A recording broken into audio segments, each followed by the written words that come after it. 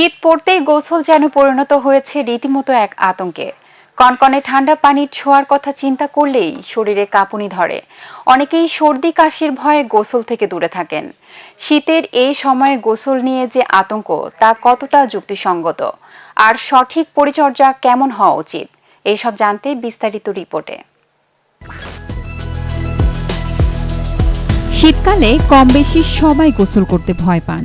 বিশেষ করে কনকনে শীতে ঠান্ডা পানি দিয়ে গোসলের কথা কেউ ভাবতেই পারেন না।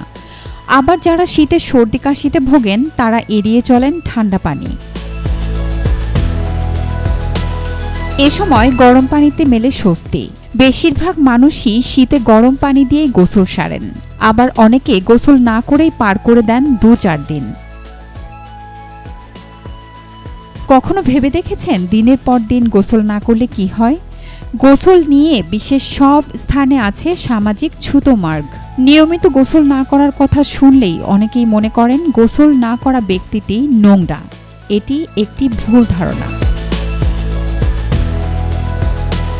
চর্মরোগ বিশেষজ্ঞদের মতে নিয়মিত গোসল করলে শরীর পরিষ্কার থাকে। শরীরে জমে থাকা বিভিন্ন জীবাণু ও ময়লাও সহজেই পরিষ্কার হয়ে যায়।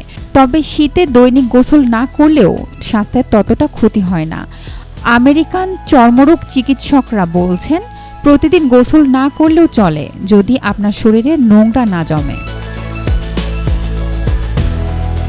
শীতে গরম পানিতে বেশিক্ষণ গোসল করলে ত্বক আরও শুষ্ক হয়ে যায়, এমনটি বলছেন বিশেষজ্ঞরা। এমন সময় অতিরিক্ত গরম পানিতে গোসলের ফলে অনেকেই ভোগেন চর্মরোগে। বিশেষ করে অ্যাজমা, সোরিয়াসিস, দাঁত সহ বিভিন্ন ধরনের চর্মরোগ বেড়ে যায় শুধু গরম পানিতে গোসল করার কারণে।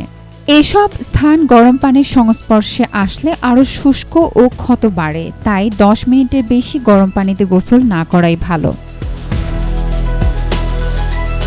আবার হৃদরোগীদের ক্ষেত্রে ঠান্ডা পানিতে গোসল এড়িয়ে চলাই ভালো। তবে ঠান্ডা পানিতে গোসল করার কিছু উপকারিতা রয়েছে। এতে রোগ প্রতিরোধ ক্ষমতা বাড়ে, শরীরের প্রদাহ কমে, উন্নত করে বিপাক ক্রিয়া। তাই শীতে সুস্থ থাকতে প্রতিদিন গোসল করা জরুরি নয়।